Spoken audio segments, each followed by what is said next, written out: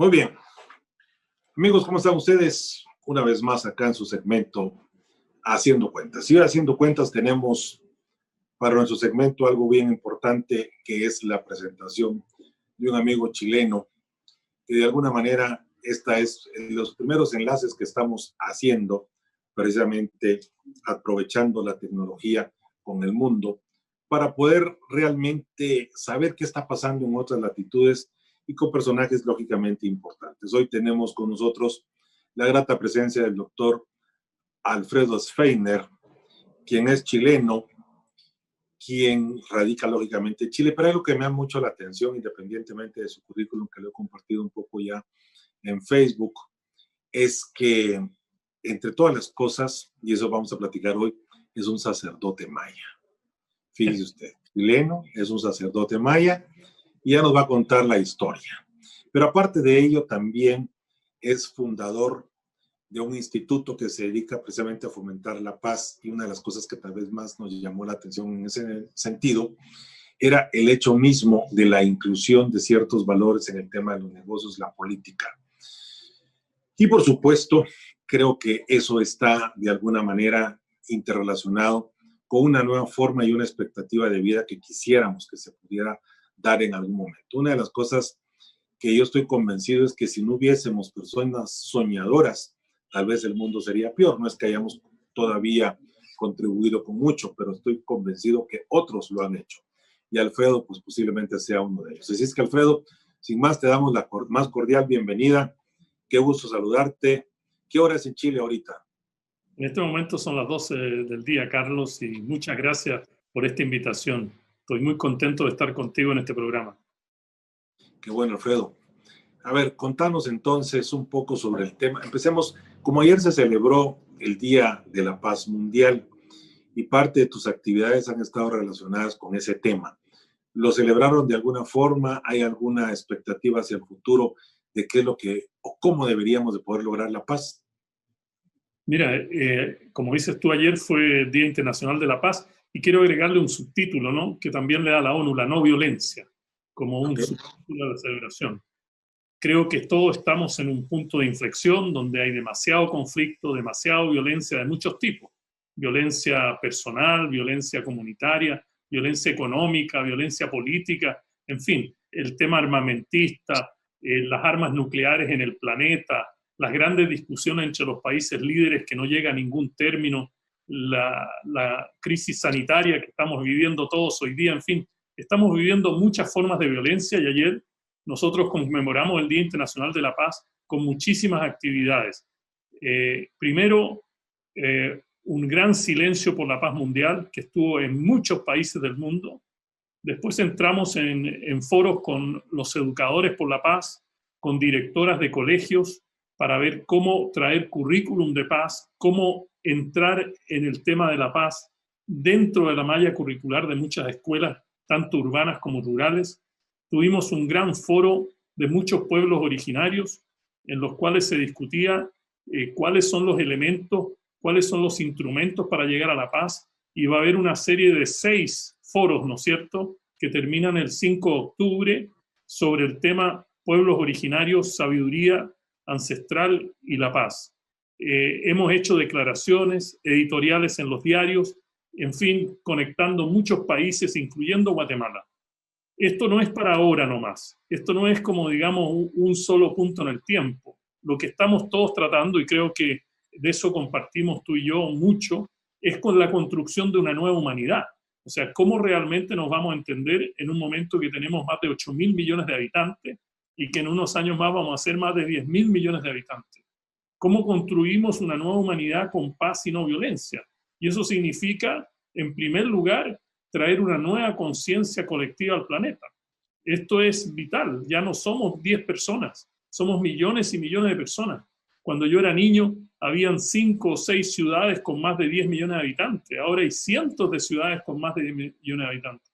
Discutimos el problema de la educación para la paz, el problema de los valores colectivos, ¿no es cierto? No tanto la competencia, ese materialismo individualista, sino también los valores de cooperación, solidaridad, equidad, justicia, ¿me entiendes? Amor, compasión, ¿por qué no decirlo? También hemos discutido el tema de una institucionalidad nueva para la paz en el mundo. Y si quieres, ahí podemos discutir un poco más los detalles.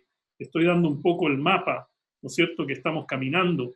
El tema de encontrar un acuerdo planetario para gobernar los bienes comunes que nos pertenecen a todos, como la biodiversidad, el clima, los océanos, los glaciares, los bosques nativos. ¿Qué dejamos a las generaciones futuras? ¿Cómo traemos el tema ético a esta discusión de la paz? El reconocimiento de la sanación del planeta. En fin, este surgimiento que vemos hoy día en el mundo entero sobre el ciudadanismo, ¿no? Hoy día la Greta Thunberg, ¿no es cierto?, esta niñita del norte de Europa dice, salgamos por el cambio climático y la mitad del planeta sale a marchar, ¿no es cierto? ¿Qué pasa con las distintas generaciones? ¿Cómo tejemos un camino intergeneracional? Y no menor, digamos, es todo el tema espiritual, ¿no es cierto? Porque la paz, como dice la UNESCO, nace, ¿no es cierto?, en la mente de las personas. Así que la parte espiritual también ha sido y va a ser un tema central. Pues interesante.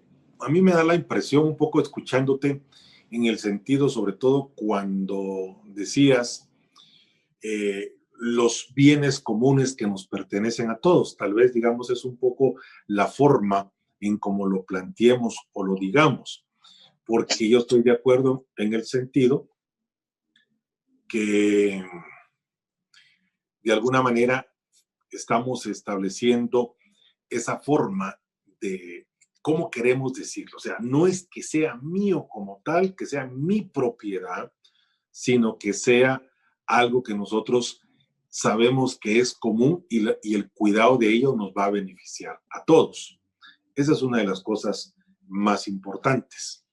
En ese sentido, mi duda realmente es, y esta otra parte que decías en cuanto a que todo está en la mente, de acuerdo, pero el problema de fondo es cómo colocamos esas cosas, porque no nacen ahí, sino que ese es un aprendizaje. Y en ese sentido es como parte de la educación, parte de una culturización que conlleve precisamente ese conocimiento para que podamos ver las cosas de manera distinta. Creo que por ahí va el asunto. En cuanto a las actividades que han realizado, pues interesantes, y sobre todo esto que decís que va a abarcar hasta el 5 de octubre. Y cuando decís incluido Guatemala, mi pregunta sería, ¿cómo estamos incluidos? ¿Hemos participado en algo o podríamos hacerlo? Mira, en estos foros de la sabiduría ancestral han sido organizados por distintas fundaciones y organizaciones de los pueblos originarios. ¿Entiendes? Ellos han tomado el liderazgo. A nosotros, que nos han invitado como fundación para hacer participación de eso, ellos decidieron los temas, ellos están decidiendo los diálogos. Yo he sido, digamos, un poco guía y también moderador, como el de ayer, ¿no es cierto? Me tocó moderar ese diálogo en que hubo representación del pueblo mapuche y hubo representación de un astrofísico que además es astrofísico de El Salvador, ¿me entiendes? Y es importante ver cómo ellos entregan nuevas técnicas, entregan nuevos instrumentos para realmente encontrar la paz. En el caso del pueblo mapuche, por ejemplo, es el tema de los parlamentos, ¿no? Cómo los parlamentos, cómo la comunidad es capaz, digamos, de hacer otra manera de gestión comunitaria para la paz. Y en relación a lo que tú me preguntabas al comienzo, ¿no es cierto?, de los bienes comunes de la humanidad, yo creo que una cosa fundamental está en traer el tema a los niveles institucionales más altos del planeta. Y eso es un gran desafío porque hoy día las instituciones no son planetarias. Las instituciones son mundiales en el sentido de que los países no piensan en forma planetaria, sino que piensan en sus propios intereses y eso tiene que cambiar. Un caso típico, ¿no es cierto?, es el cambio climático en que países como Estados Unidos se retiran de este diálogo. Por lo tanto, en los próximos días van a haber algunos sacerdotes mayas en este debate de cómo, digamos, cada uno puede cooperar para la paz y la no violencia. Muy bien. Pues creemos que ahí estamos totalmente de acuerdo, porque todo lo que sea para el bienestar. Y la última cuestión respecto a ese tema, digamos, ¿cómo hacemos para llegar a las masas, porque el problema de fondo está allí. ¿Cómo llegar a las masas?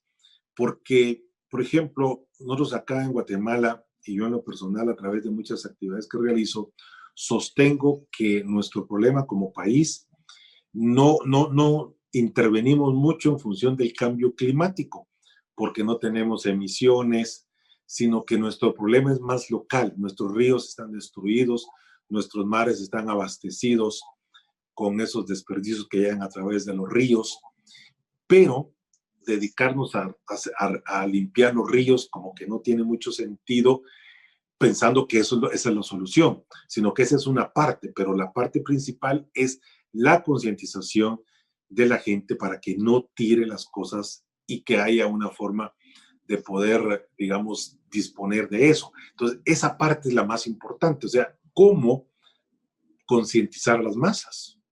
Primero que nada, yo creo que tenemos que con una mano tomar la educación, pero no la educación de hoy día, una educación consciente, una educación integral de cuerpo, mente y alma, una educación que tenga el entendimiento de que hay una relación entre lo de afuera y lo de adentro, que la contaminación del aire de afuera nos contamina adentro, la contaminación del agua afuera también nos contamina adentro, lo que se llama la ley de la reciprocidad, ¿no? En que estamos envueltos el uno con el otro. Segundo, una educación experiencial, es decir, no solo de sala de clases, sino de ir experiencialmente a ver los botaderos de basura, a ver el problema del agua, a ver los barrios contaminados donde hay gente que vive dentro de una gran contaminación. O sea, una educación nueva, una educación del siglo XXI.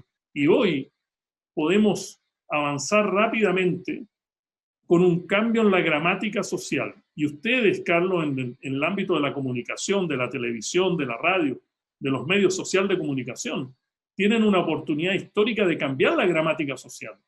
Por ejemplo, esa gramática de la superioridad del hombre frente a la naturaleza, de que nosotros somos libres de destruir todo lo que queremos porque es nuestro.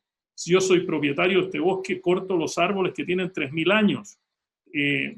Mostrarle al público a través de los programas televisivos los impactos brutales en la equidad, en la pobreza, en la marginalización que tiene realmente la destrucción ambiental. Yo tengo agua, ¿no es cierto? Y tú no tienes agua, estamos viviendo mundos muy diferentes. Si tú tienes tierra y yo no tengo tierra, vivimos en un mundo muy diferente. Y finalmente, un cambio valórico, pasar de una métrica, ¿no es cierto?, de medirnos a través de criterios de desarrollo y de bienestar, que son realmente físicos, a medirnos de una manera diferente, ¿no es cierto?, de un Producto Interno Bruto a una felicidad interna de nuestro país, como lo hace Bután y como lo están haciendo muchos países europeos. Cambiar la forma en que definimos éxito o fracaso. Pasar, digamos, de la cantidad más a la calidad de vida. Y tener un debate, que lo tenemos que hacer todos, un debate de cómo vamos a vivir colectivamente en este planeta. Porque el planeta se ha reducido, los recursos están siendo destruidos, y la contaminación está abarcando absolutamente todo. O sea que, como dije yo alguna vez, si alguien se me quedó viendo, el fin se acerca. Sí, pero es culpa nuestra, ¿verdad? Nosotros lo estamos Un nuevo comienzo, ¿eh? Para un nuevo Muy bien, así es. Alfredo, dos temitas para ir concluyendo nuestra entrevista. Uno, me llama la atención y puedo ser un poco curioso. ¿Qué fue lo que te motivó eventualmente en algún momento participar como candidato a la presidencia en tu país? Mira, yo creo que hay cierto momento en la vida en que tú tienes un sentimiento de hacer un aporte al país.